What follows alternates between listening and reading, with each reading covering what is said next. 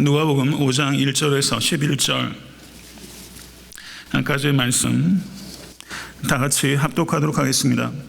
무리가 옹이하여 하나님의 말씀을 들을새 예수는 게네사렛 호숫가에 서서 호숫가에 두 배가 있는 것을 보시니 어부들은 배에서 나와서 그물을 씻는지라. 예수께서 한 배에 오르시니 그 배는 시몬의 배라. 육지에서 조금 뛰기를 정하시고 앉으사 배에서 무리를 가르치시더니 말씀을 마치시고 시몬에게 이르시되 깊은 데로 가서 그물을 내려 고기를 잡으라.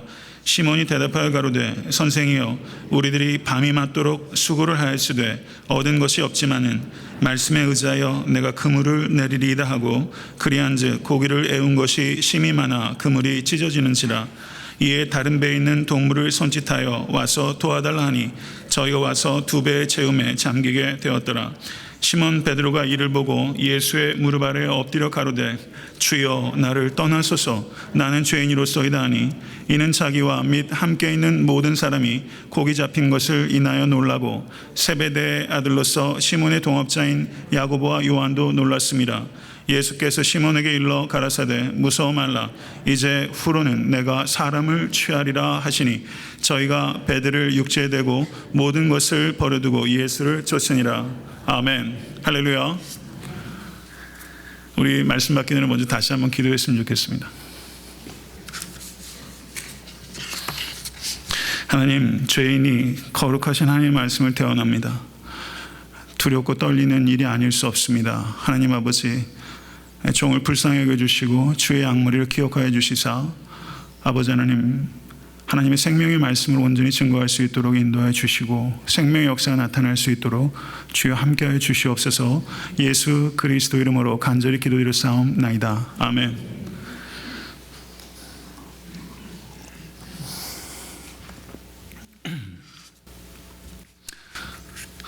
지난주에 주중에 좀 몸살이 나가지고 좀 힘들었는데 아직 목소리가 온전치 못해서 듣기가 좀 불편하실 것 같아요. 좀 양해해 주시기 바라고. 성도님들 가운데 몸이 좀 아프셨던 분이 좀 있으셨던 것 같습니다. 속히 회복되시기를 바랍니다.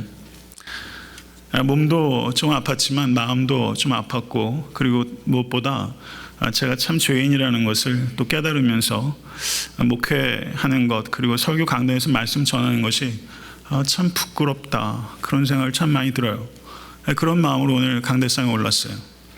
부끄러움을 가지고 주님의 말씀을 증거합니다. 하나님 앞에서 부끄럽지 않게 살기 위해서 힘을 쓰는데도 어쩔 수 없이 부끄러워질 때가 참 많아서 얼마나 송구스럽고 죄송스러운지 모르겠습니다. 오늘 본 말씀은 우리 교회 학교 때부터 너무 잘 아는 말씀이기 때문에 제가 뭔가 something special한 그런 해석적인 부분들을 말씀드릴 수는 없는 것 같고요. 아주 기초적인 말씀이지만 목회자인 저조차 이 기본적인 말씀대로 순종하지 못했던 것이 참 마음이 아프다라는 생각을 해보게 됩니다. 제가 미국에 유학을 온 게 2000년인데 2001년인가에 제가 보스턴에 제가 공부했는데 그 위쪽으로 플럼 아일랜드라는 작은 섬이 있습니다. 그런데 거기에서 목사님들과 더불어 어울려서 낚시를 하러 간 적이 있습니다. 그런데 그게 제가 평생 태어나 처음 하는 낚시였어요. 그런데 참 희한한 것이 말입니다. 바닷가 백사장에 사람들이 막 장사진을 치고 있는데 거기에서 낚싯대를 던지는데 바다농어가 막 이런 것들이 잡히는 거예요. 그 처음 보는 그 장면에 저는 압도당하고 얼마나 기분이 유쾌했는지 모릅니다. 그래서 동료 목사님들이 지어진 낚싯대 하나를 서툴게 붙잡고 설마 나 같은 사람에게 잡히는 눈먼 고기는 없겠지 그랬는데 눈먼 고기가 있더라고요. 한 마리가 잡혔는데 이게 얼마나 힘이 좋은지 저한테 쉽게 딸려오지 않았어요. 한참 실갱이 하다가 이놈이 물 위로 팍 솟아오르는데 길이가 얼마쯤 됐겠습니까? 20인치가 넘는 거예요. 와우, 대단하죠. 그랬는데 공교롭게도 그 바닷가에서 집에 가려갈 수 있도록 허락되는 물고기의 인치수가 믿거나 말거나 28인치입니다. 그래서 제가 평생에 최고로 큰 월척을 그만 바닷속에 놔주고 돌아왔어요.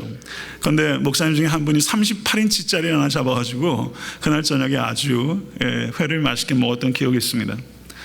그런데 제가 그 20인치 되는 물고기 잡으려고 얼마나 실갱이를 했는지 이 낚싯대에 배가 막 긁혀가지고 집에 가니까 불긋불긋 이 피멍이 들었더라고요.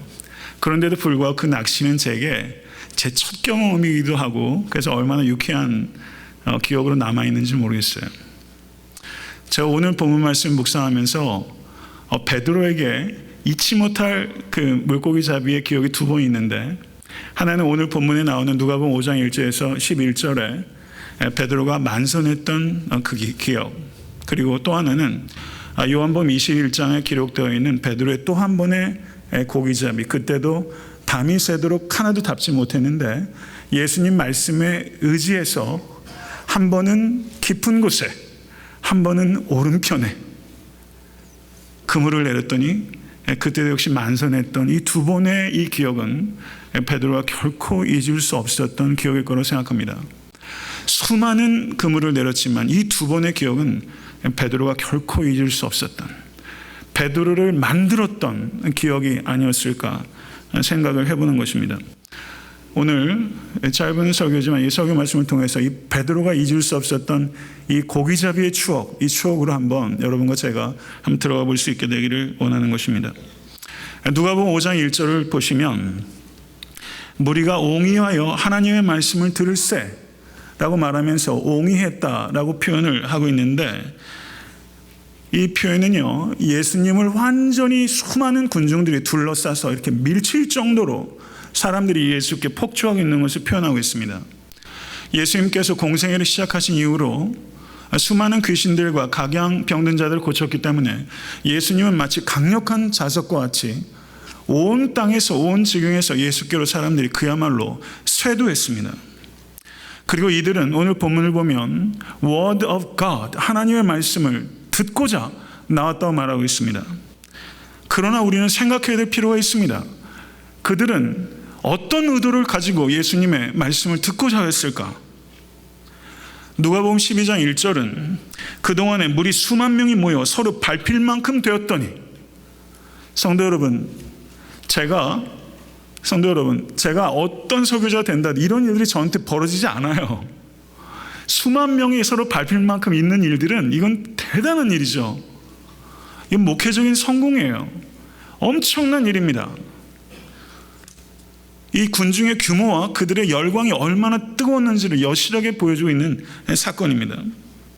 그러면 우리는 냉정하게 오늘 본문에 무리가 옹이하여 하나님의 말씀을 듣고자 했는데 그들이 그 태도는 우리가 어떻게 평가할 수 있을까? 무리들이 왜 예수께 그렇게 달려왔다고 생각하십니까? 그들의 문제를 해결하기 위해서 온 것입니다. 하나님께서는 우리에게 문제가 있다는 걸 아시고 그 문제를 해결받기 위해서 그분 앞에 달려오는 것 이해하십니다. 그렇지만 그것만이 우리의 목적이 된다면, 성도 여러분, 내 문제를 해결하는 것만 나의 목적이고 예수님이 도대체 누구신지 그것에 대해서 무관심하고 그분과 인격적인 사귐을 갖는 것에 대해서 우리가 무감각하다면, 우리가 더 뜨겁게 예수를 찾으면 찾을수록 예수를 외롭게 하고 더 기도 응답을 받으면 받을수록 우리는 예수를 닮지 못하게 될 것입니다. 사랑하는 성도 여러분, 내 문제를 해결할 수 있다면 사람들은 열광합니다. 그렇지만 내 문제가 해결되지 않는다는 것을 깨닫는 순간 그들은 이전의 열기가 무색할 만큼 냉혹하게 돌아섭니다. 이 무리들이 예수께 나온 것은 주님의 뜻을 이루기 위함이 아니라 자신의 목적을 이루기 위함입니다. 누가복음 23장 18절에 예수님께서 재판장 위에 서셨을 때 무리들이 이렇게 말합니다. 똑같은 단어예요. 무리가 일제히 소리질러 가로되 이 사람들을 없이하고 바라바를 우리에게 놓아주소서. 똑같은 무리가 결국에는 자신들의 목적이 이루어지지 못하자 이 사람을 못 박으시오 라고 할 수 있다는 것. 성도 여러분, 제가 드리는 말씀 이거 특별한 얘기 아니잖아요. 다 아시는 거잖아요. 영화를 통해서도 다 본 거잖아요. 성도 여러분, 우리는 어느 쪽이라 생각하십니까? 사람은요, 나를 만나기 위해서 사람들이 수만 명이 밟힐 만큼 폭주하면 저 같은 알량한 사람은 좋아가지고 어쩔 줄을 모를 거예요. 아마 골방에 들어와서 꽤나 웃을 겁니다. 너무 좋아서 흥분할 겁니다. 내가 이제 이 정도 되는 사람이야. 그런데 주님께서는요, 수만 명의 사람이 몰려들 때 전혀 흥분하지 않으셨어요. 그들에게 의지하지 않으셨어요. 그것을 성공이라고 생각해 보신 적이 없어요. 예수님께서는 그저 말씀으로 그들을 양육하셨고, 그들이 매몰차게 떠날 때 그들의 바짓가랑이를 붙잡지 않으셨어요. 연연하지 않으셨어요. 예수님은 무리들을 불쌍히 여기셨을 뿐입니다. 예수님은 항상 무리들을 끌어모으는 데 관심 있는 것이 아니라 제자를 세우고 그 제자를 보내는 것에 관심을 가지고 계셨습니다. 사랑하는 성도 여러분, 하나님의 말씀을 듣기 위해서 열정을 갖고 계십니까? 열정 있는 눈빛을 좀 보여주세요. 우리가 이 무리만큼이라도 예수님에게 폭주한 적이 있습니까? 그 말씀 어떻게 해서라도 듣겠다고 그렇게 불에 붙은 적 있으십니까? 제가 예전에도 말씀을 드렸지만, 어쩌면 우리가 하는 신앙생활은요, 제자는 고사하고 무리만큼도 안 되는 것 같아요. 제가 예전에 설교할 때 disciple, 제자는 고사하고 우리는 예수의 팬만큼도 안 된다고 제가 말씀을 드렸잖아요. 얼마 전에 슈퍼볼도 있었지만 전 슈퍼볼 몰라요. 슈퍼볼 팬들 대단하죠. 메이저리그도 말할 것도 없고 유명한 락스타 쫓아다니는 팬들 보세요. 우리가 그 팬만큼이라도 예수님을 따르고 있을까? 저는 부정적이에요. 성도 여러분, 우리가 구호를 외치고 열광하는 것만큼 예수님의 제자가 될 수 있다면 얼마나 좋을까요? 그런데 열광하는 것으로 제자가 되는 게 아니에요. 말씀을 듣는 것으로 제자가 되는 게 아니에요. 말씀을 아는 것으로 제자가 되는 게 아니에요. 말씀에 의지하는 것으로 제자인 것이 증명되는 것입니다. 말씀에 의지하는 것. 말씀에 의지하는 게 쉽습니까? 어렵습니까? 어려워요. 이 말은 모르는 사람 없어요. 말씀에 의지해요. 우리 찬송가에도 가스펠 이런 거 얼마나 많아요. 주님 말씀하시면 내가 나아가리다. 우린 찬양을 그렇게 하면서 우리가 얼마나 찬양 부르기 부끄러운지 몰라요. 제가 그래요. 제가 매주 수많은 설교들을 쏟아내고 불과 개척한 지 6년도 안 돼서 거의 1300편에 가까운 설교들을 쏟아내면서 저는요, 요즘에 제가 나름대로는 씨름하며 뿌려냈던 그 많은 하나님의 말씀들이 어떻게 열매 맺고 있을까? 제 안에서 어떻게 열매 맺고 있을까? 제 자신을 보면 어떨 때는 야, 그래도 이만큼 설교를 하니까 나도 요만큼은 변했어. 요만큼은 변했어. 그런 생각도 들다가 이만큼도 안 변했어. 그런 것들을 깨닫는 순간 저는 아주 바닥에 떨어져요. 아주 몸부림을 칩니다. 그러면서도 그 말씀 때문에 또 일어나게 되는 모습들을 좀 보게 되는데 아마 이 땅에 사는 동안 그 과정이 멈추진 않겠죠. 사랑하는 성도 여러분, 말씀에 의지해야 된다는 것 모르는 거 아니죠. 근데 말씀에 의지하면서 사는 것은 전적으로 다른 문제고 그 일은 정말 어려워요. 말씀에 의지해서 살기로 결단하실 수 있는 이 아침 될 수 있게 될 주님을 간절히 축원합니다. 말씀에 의지하면서 사는 갈등을 하겠다고 오늘 결정하세요. 그게 정직한 거 아닙니까? 말씀에 의지하여 최소한 나는 갈등할게요, 하나님.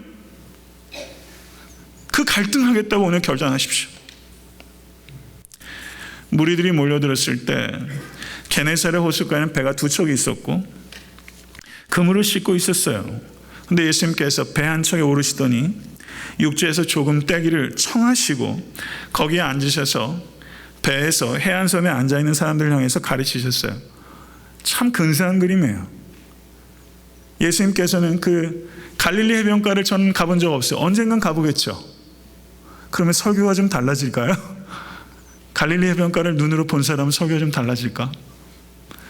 들어오고 나가는 많이 있는데 예수님께서 조금 움푹하게 들어오는 그곳에서 베드로에게 배를 좀 떼주기를 바란다. 뛴 다음에 그 배에 올라가셔서 앉으셨어요. 그리고 사람들을 향해서, 무리들을 향해서 설교하시기 시작했습니다. 우리가 말씀을 읽을 때 제일 중요한 것은 그 말씀 속으로 내가 들어가는 거예요. 저는 말씀을 준비하면서 제가 그 게네사렛 호숫가에 있었던 그 많은 군중들 중에 한 사람이라고 생각해 봤어요. 여러분 어디쯤 앉을래요? 제일 앞자리, 제일 뒷자리? 저는 제일 앞자리에 뛰어갔을 것 같아요. 제일 앞에는 보통 누가 앉아요? 동네 개구장의 꼬맹이들이 거기 앞에 쭉 앉았을 거예요. 그러고서 정신없이 엉덩이를 비비고 앉아보니까 옆집에 친구들도 와 있고 아는 얼굴들이 보이고, 그래서 반가웠을지도 몰라요. 아마 여자들은 앞쪽으로 나오기 어렸을 거예요. 죽음 중간 이후로 혹은 옆으로 빠져서 갓난아기를 이렇게 얼르면서 호기심 가득하게 저 사람의 입에서 도대체 무슨 이야기가 나올까? 그렇게 쳐다봤을 거예요. 예수님께서 배 위에 앉으셔서 더없이 여유롭게, 여유가 없는 사람은 앉지 못합니다. 여유 있게 앉으시고 더없이 자비롭게 예수님께서 설교하시기 시작하셨는데, 예수님의 설교의 주제가 뭔지 아세요? Kingdom of God, 하나님의 나라의 주제입니다. 예수 믿으면 어떻게 성공할까 하는 것이 아니라 하나님의 나라에 대한 설교예요. 위대한 주제입니다. 예수님의 하나님의 나라에 대한 가르침은 권세 있는 가르침과 같아서 서기관들과 가르침과 달랐고, 그 사람들의 이목을 집중시키기에 충분했어요. 예수님께서는 마가복음 4장 1절을 보셔도 그때도 배를 바닷가에서 떼기를 청하고 배 위에서 군중들을 향해서 설교하시곤 하셨습니다. 오늘 그 해변가에 여러분들이 계시다가 한번 상상을 해보세요. 그리고 말씀을 듣는다고 생각해 보세요. 해변가에 기분 좋은 산들바람이 불어서 예수님의 그 자애로운 음성이 그 바람에 실려 여러분의 귀에 닿는다고 한번 생각해 보세요. 예수님께서는 지금 베드로의 배 위에 앉았어요. 그리고 지금 낚시하고 있는 거예요.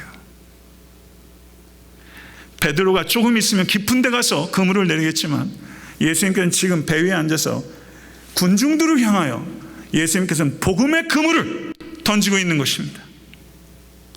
성도 여러분, 그 그물에 잡히시는 물고기 되실 수 있게 주님을 간절히 축원합니다. 그 그물은 황금의 그물이고 생명의 그물이에요. 그 그물 안에 들어가실 수 있게 되기를 간절히 소원합니다. 저는 이 자리에 계신 성도님들 가운데 한 사람도 예외 없이, 우리가 이 세상의 항해를, 인생을 항해에 비유하잖아요. 항해에 비유해요. 이 세상 항해 다 마치고 소원의 포구에 도착했을 때 우리는 그때 눈으로 주님을 보게 될 것입니다. 그때 주님의 입에서 나오는 그 자애로운 생명의 말씀, 그 말씀을 듣는 자리에 이 자리에 계신 모든 성도들이 그때 있게 되기를 바라요. 아멘. 그때 얼굴을 서로 마주 볼 수 있게 되기를 바라요. 이 자리에 계신 분이 한 사람이라도 그 자리에서 보지 못한다면 아픔이죠. 그 자리에서 천국의 포구에서 주님께서 전하신 그 말씀은 우리 다 같이 들었으면 좋겠어요. 성도 여러분, 베드로가 자신의 배 위에서 예수님께서 설교하실 때 기분이 어땠겠어요? 이 생선 비린내로 가득한 이 협소한 배가 예수님께서 생명의 말씀을 증거하는 강대상이 되고 있잖아요. 저는 이 말씀을 굳이 우리의 삶 속에 적용한다면 성도님들의 삶의 자리, place of life, 삶의 자리가 생명의 복음의 표핏이 될 수 있도록, 강대상이 될 수 있게 되길 주님을 간절히 축원합니다. 성도님들의 그 누추한 삶의 자리, 분주한 삶의 자리, 그 자리가 하나님 앞에 성도께서 코람데오의 신앙으로 살게 되면 그 자리가 바로 강대상이 되어서 그곳에서 하나님의 말씀을 듣는 자들이 분명히 생기게 되는 것입니다. 성도 여러분, 예수님께서 군중들의 가르치기를 마치시고 베드로를 향해서 아마 몸을 트셨을 거예요. 깊은 데로 가서 그물을 내려 고기를 잡으라. 밤새 고기를 잡았다 허탕쳤어요. 그리고 몸이 뭐가 좀 잡히면요 몸이 힘든지 몰라요. 근데 아무 소산이 있으면 몸이 녹아요. 그물 닦는데 죽을 맛이었을 겁니다. 그물에 온갖 해초들 거기 막 덕지덕지 붙어있죠. 잡스러운 거 그거 그물 씻으면서 신세한탄 할만하죠. 그물 다 씻었잖아요. 근데 예수님께서 깊은 데로 가서 그물을 내리라. 보통은요 낮에는 깊은 데가 아니라 낮은 곳에 물고기들이 많고 밤에는 깊은 데 물고기가 많대요. 맞는지 잘 모르겠어요. 저 책에서 읽은 거예요. 여하튼 이것이 뱃사람의 상식에 너무나 부합하지 않아요. 이 낚시 좋아하시는 분들은요 이 물때가 있잖아요. 제 친구 목사님들도 신문 보면서 몇 시에 가면 물고기 많이 잡힌다면 보고 가더라고요. 물때와 그리고 잡히는 포인트가 있잖아요. 그런 식으로 보면 예수님께서 하신 이 말씀은 엉투당투하는 말씀이에요. 저 같으면요 한번 여러분 진지하게 생각해 보세요. 저 같으면 예수님께 그랬을 것 같아요. 예수님, 조금 전에 제 배 위에서 하신 말씀은 썩 괜찮은 설교였어요. 저 그런 설교 잘 못 들어봤어요. 그런데 예수님 거기까지예요. 예수님은 목수 출신 아닙니까? 저는 여기서 잔뼈가 굵은 어부예요. 그건 예수님 전공 분야 아니에요. 제 전공 분야예요. 예수님 의도는 알겠는데 그거는 제가 받아들일 수 없네요. 이렇게 얘기하기 쉽잖아요. 이렇게 얘기하면서 사시잖아요. 아니에요? 이거는 내가 잘 알고 있는 거다. 이건 내가 잘하는 거다. 이건 내가 십수년, 수십 년 해왔다. 평생 해왔다. 여기에는 하나님의 말씀이 들어갈 틈이 없어요. 왜요? 내가 전문가니까. 성도 여러분, 단점이 있다는 거 아파요. 제게도 열등감이 많습니다. 단점이 있다는 것 때문에 사람이 실족할 수 있어요. 그런데 사람이 크게 실족하는 것은 단점 때문이 아니라 장점 때문에 크게 실족합니다. 내가 잘 알고 있다고 생각하는 거, 내가 잘한다고 생각하는 거, 그게 나를 가장 크게 어렵게 만들어요. 성도 여러분, 예수님께서 마가복음 6장에 제자들을 보내서 둘씩 보내서 귀신 쫓게 하고 병 고치게 했습니다. 매우 성공적이었어요. 그런데 마가복음 11장에서 예수님께서 변화산 위에서 제자들을 이끌고 가셨다가 밑으로 내려왔을 때 그때 귀신 들린 아이가 있는 아버지가 제자들에게 요청하죠. 귀신 쫓아달라고. 그런데 제자들이 난리를 쳐도 그 귀신 못 쫓아내요. 예수님께서는 기도 외에는 이런 유가 없느니라 라고 말씀하셨어요. 이전에 제자들은 귀신 쫓은 적이 있어요. 이전에 성공 때문에 그 뒤에도 똑같이 성공할 수 있다고 생각하는 건 망상입니다. 능력의 근원은 우리에게 있는 것이 아니라 하나님께 있습니다. 이것을 항상 믿으실 수 있게 주님을 간절히 축원합니다. 이전에 내가 했던 사역의 성공 때문에 오히려 앞으로 있게 될 사역에 있어서 크게 낭패를 거둘 수 있다는 것을 기억하십시오. 만약에 기도하지 않고 사역이 계속적으로 성공한다면 그것은 저주입니다. 사랑하는 성도 여러분, 외형적으로 드러나는 성공과 실패에 연연하지 마시고 항상 그리스도께 의지하고 있는가? 그리스도께 의지하는 실패는 성공이고 그리스도를 의지하지 않는 성공은 실패예요. 이거를 정말 믿으신 여러분과 제가 될 수 간절히 바랍니다. 제가 목회를 하면서도 그것 붙잡고 가기를 원하고 그러니까 견딜 수 있는 것 같아요.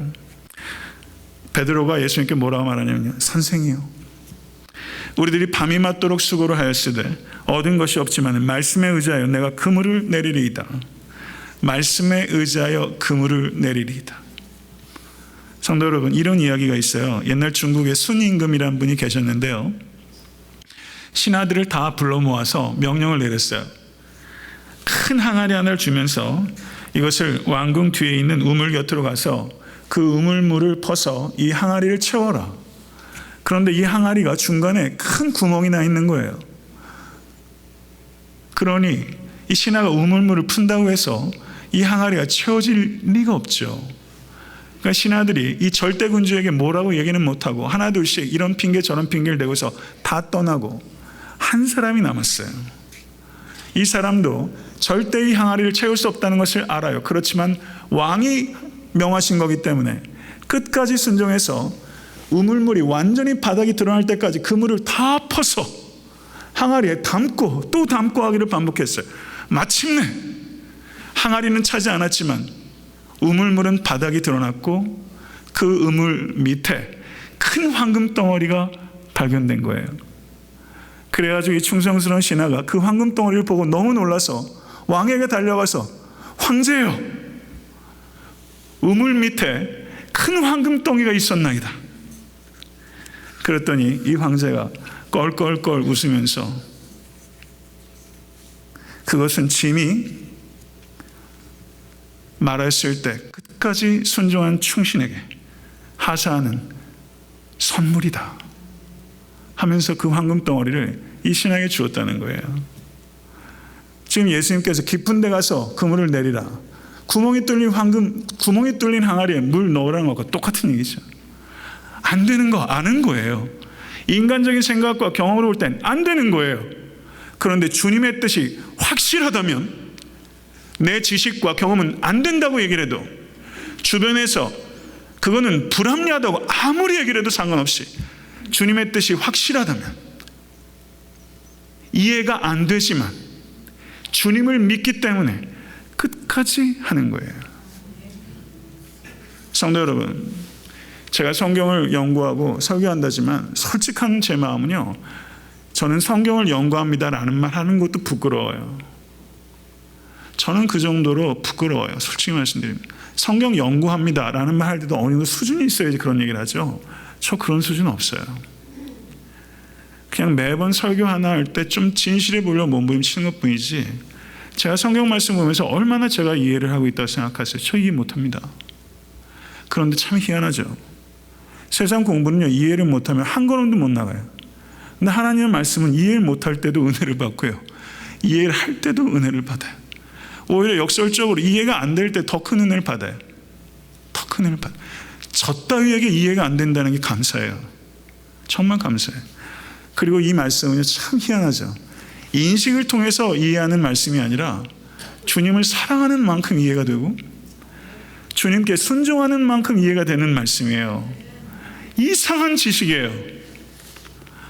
아픔을 갖다 주는 지식이에요, 저에게. 근데 저를 너무나 황홀하게 만드는 지식이 이 성경에 있는 지식이에요. 사랑하는 성도 여러분, 여기에 공학 박사들, 이학 박사들, 자연과학 오래 하신 분들도 꽤 많이 계시고, 뭐 인문학 쪽에 조예가 깊으신 분들도 많이 계세요. 평생 교직에 계셨던 분들도 많이 계시고. 이 세상은요, 아름다운 질서가 있어요. 기적은 질서가 깨지는 것을 기적이라고 말하는데, 정말 기적은 공교한 질서가 이 세상에 가득한 게 기적 아닙니까? 기적이 깨지는 것도 기적이고, 기적이 지켜지는 것도 기적이고, 그냥 모든 게 기적 아니에요? 이 세상에 가득한 법칙들이 있어요. 인류 역사상 여태까지 발견된 수많은 수학적 공리들과 물리학적인 법칙들, 앞으로도 아마 무수하게 발견될 거예요. 그렇지만 전 우주를 통틀어 가장 중요한 법칙이 뭔지 아십니까? 온 우주 만물이 하나님의 말씀대로 지어졌다는 사실입니다. 가장 중요한 대법칙 믿으세요? 정말요? 그 법칙대로 살고 계세요? 온 우주가 하나님의 말씀 빛이 있으라 하심에 그대로 되었고, 가라사대 그대로 되니라 보시기에 좋았더라. 온 천하가 말씀으로 지음받았고 말씀으로 지켜지고 있고 말씀대로 완성될 것을 믿어요. 이게 우주에 가득 찬 대법칙이에요. 이것을 우리는 믿어요. 이걸 믿기 때문에 노아는 방주를 마른 땅 위에 세울 수 있었어요. 이것을 믿기 때문에 아브라함은 자신에게 주어졌던 100세 때 얻었던 자식에게 칼을 내려 찍으려고 할 수 있었어요.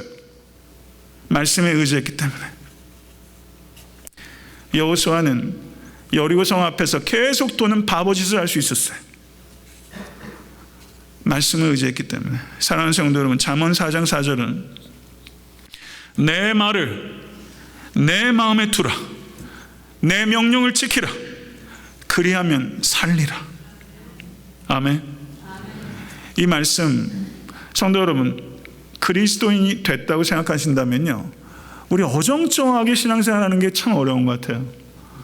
말씀을 전적으로 믿고 이대로 살겠다고 한번 각오 한번 하실 수 있게 될 간절히 바랍니다.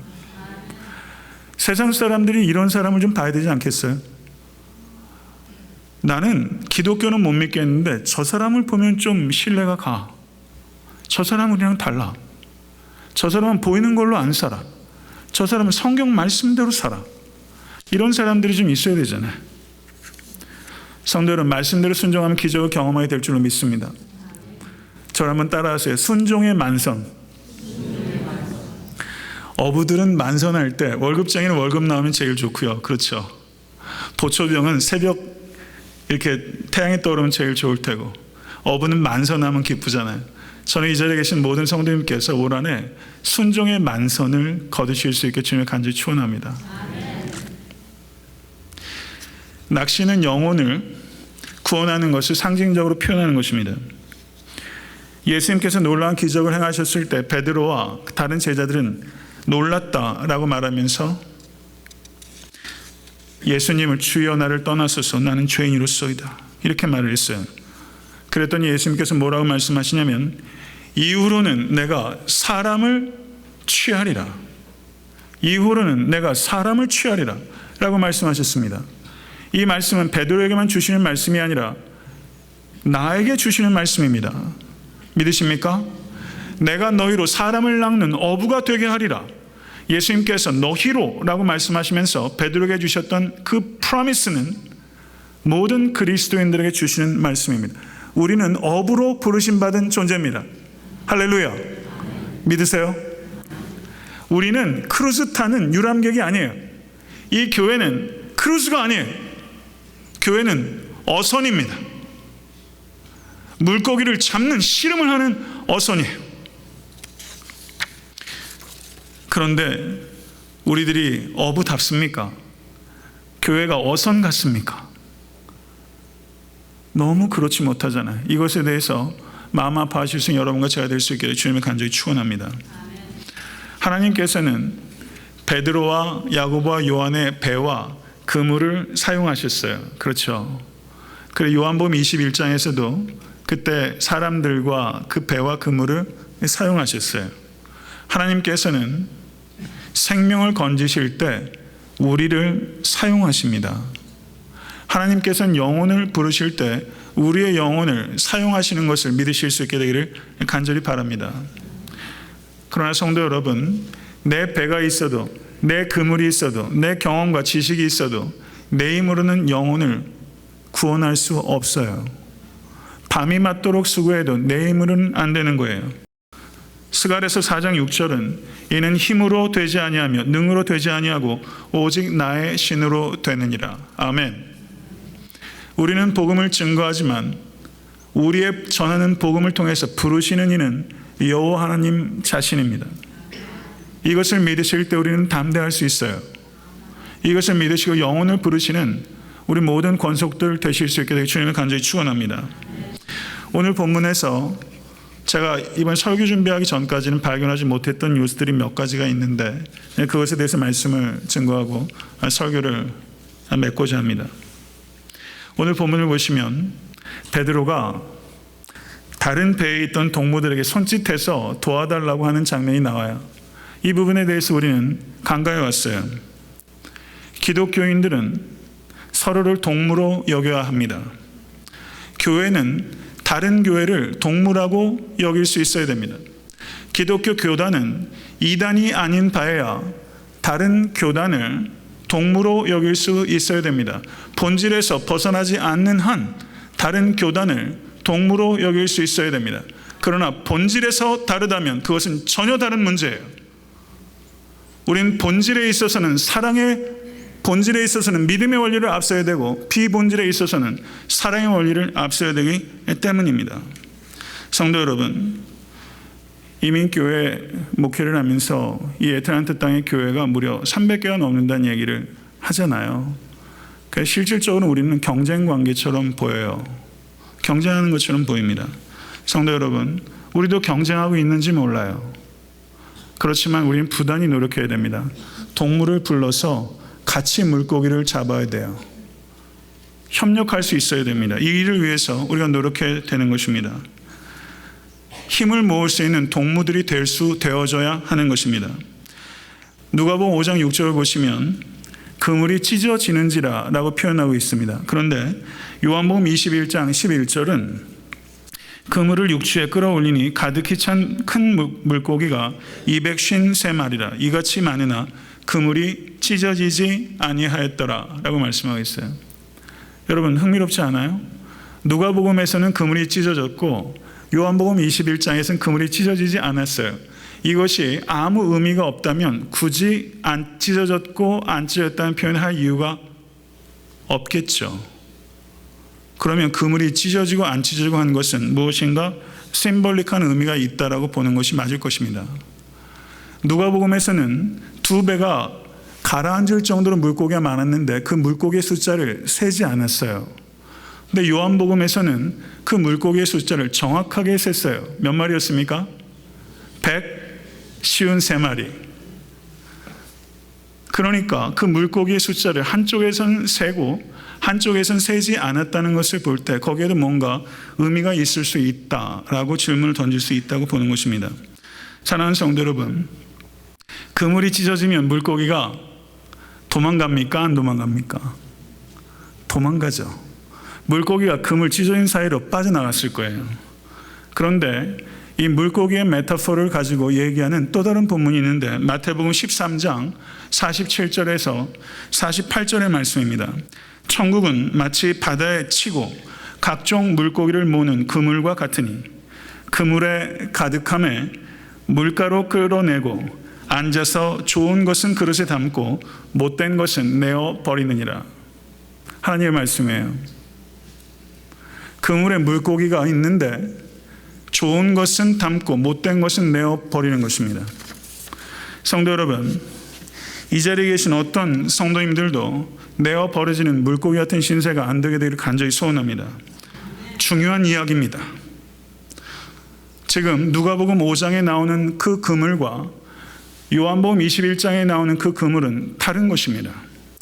이 세상에서 누가복음 5장에 나오는 그 배는 가시적인 교회, 이 땅에 존재하는 눈으로 볼 수 있는 교회, 가령 애타한테 섬기는 교회와 같이 가시적인 교회, 허물이 많은 가시적인 이 땅의 교회를 이야기한다면 요한복음 21장에 나오는 그 교회는 비가시적인 교회, 이 땅에 속한 교회가 아니라 하늘의 교회, 시간과 공간을 초월해서 예수님을 진심으로 믿었던 성도들이 속한 교회, 아브라함도 그 교회의 성도인 교회, 바울도 성도인 교회, 정말 예수를 주와 그리스도를 영접한 성도들은 모두 다 그 교회의 교인입니다. 할렐루야. 하나의 교회, 시공을 초월하는 비가시적인 하늘의 교회. 성도 여러분, 가시적인 교회에서 올해 8월 달에 저희 교회에서 전도하는 행사를 해요. 불신자를 중심으로 전도하는 일을 해요. 그러면 교회 사람들이 몰려와요. 그러면 그 중에서 혹은 이 자리에서 정말 쓸모있는 물고기의 숫자를 누가 셀 수 있습니까?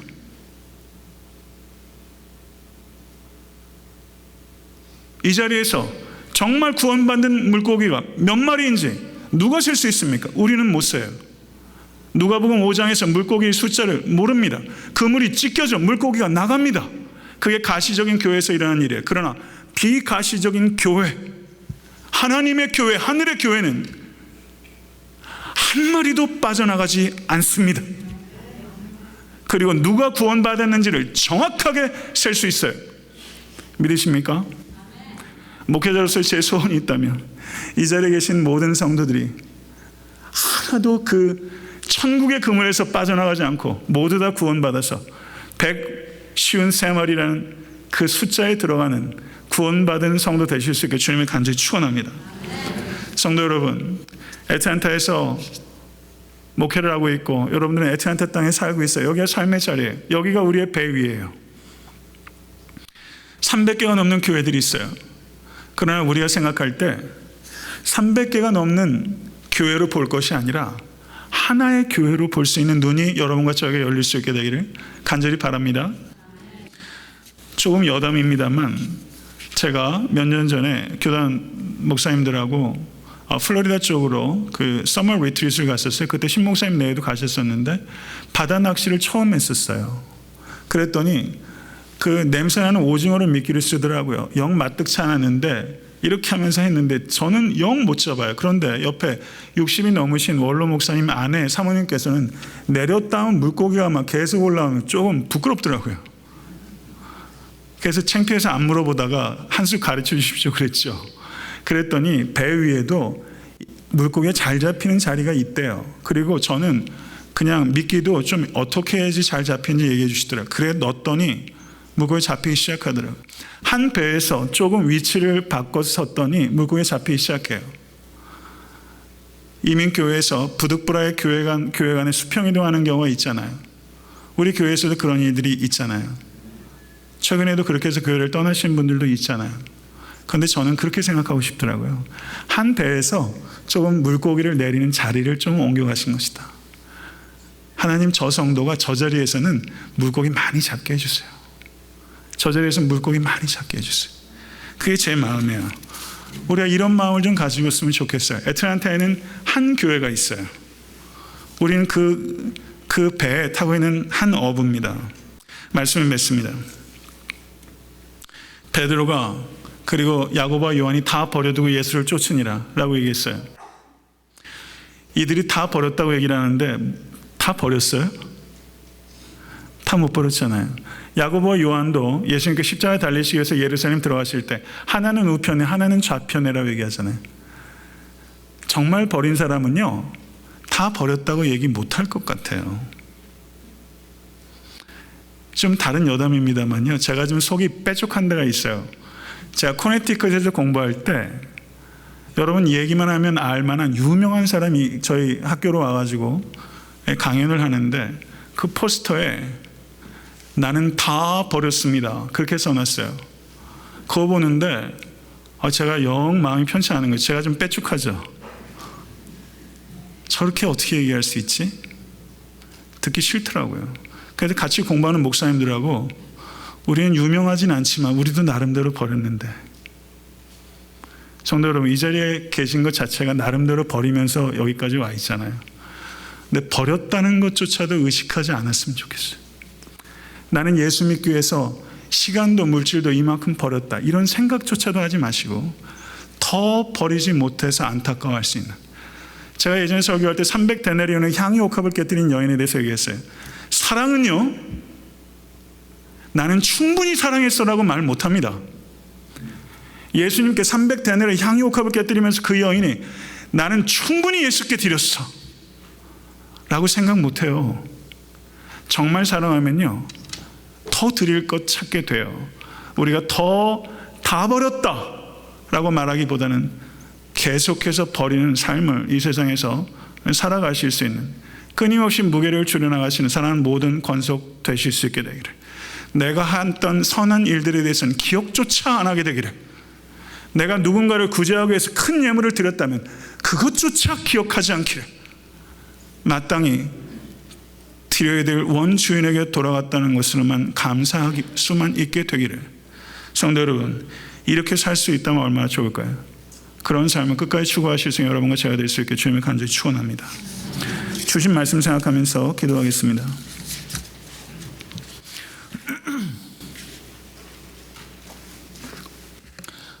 성도 여러분, 한번 잠잠히 한번 생각해 보셨으면 좋겠어요. 성도 여러분은 무리십니까? 제자십니까? 말씀을 정말 사랑하십니까? 말씀대로 의지해서 깊은 데로 가시는 모험을 해보신 적이 있습니까? 오늘 이 아침에 결단하지 못한다면 설교 말씀 들은 게 무슨 의미가 있겠습니까? 오늘 이 아침에 결단하시는 우리 모두가 될 수 있게 될 간절히 바랍니다. 다 같이 기도하겠습니다. 할렐루야. 존귀하신 주님, 우리 통성으로 소리내서 기도하겠습니다. 주님 앞으로 나아갈 수 있도록 인도하시니 감사합니다. 아버지 하나님, 우리가 무리만큼도 하나님의 말씀을 사랑하지 않고 무리만큼도 열정이 없는 아버지 무감각한 무리는 아니었습니까?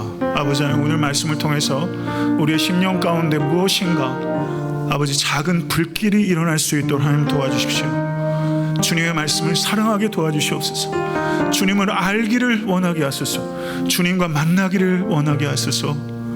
우리의 삶의 문제가 너무나 많고 아픔과 가난과 상처와 아버지 하나님, 주여 낭망이 참으로 크지만 주여 주님 만나는 것, 주님을 만나면 모든 것들을 다 덮고도 남음이 있습니다.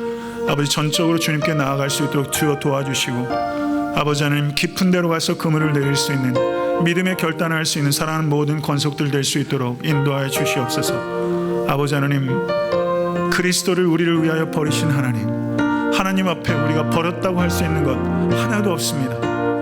하나님 아버지, 모든 것이 하나님으로부터 말미암은 것을 고백합니다.